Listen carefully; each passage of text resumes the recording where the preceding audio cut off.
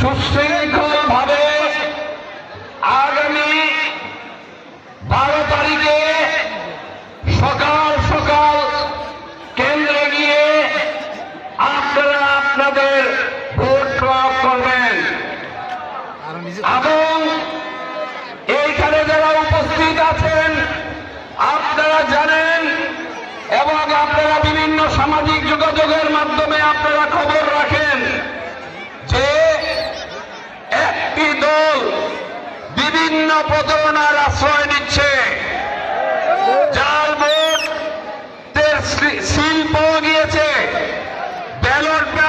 Ballot পেপারও ছাপিয়েছে।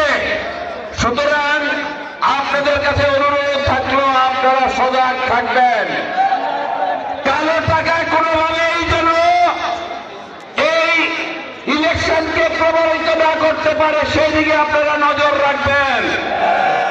আপনারা নিজের হাতে দিবেন না, আপনারা যখনই এরকম কাউকে দেখবেন ধরে পার্শ্ববর্তী থানায় খবর দিবেন অথবা ম্যাজিস্ট্রেট সাহেবদেরকে খবর দিবেন, তারা এসে আপনার সেই ব্যবস্থা নেবে।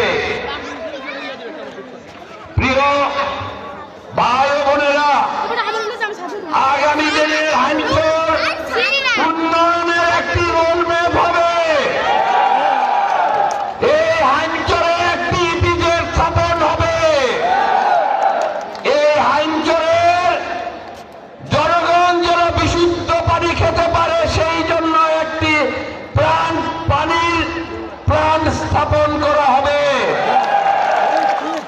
এই হাইমচরের যে হসপিটাল আছে সেই হসপিটালের আধুনিকায়ন করা হবে এবং ভালো মানের ডাক্তার এখানে রাখা হবে।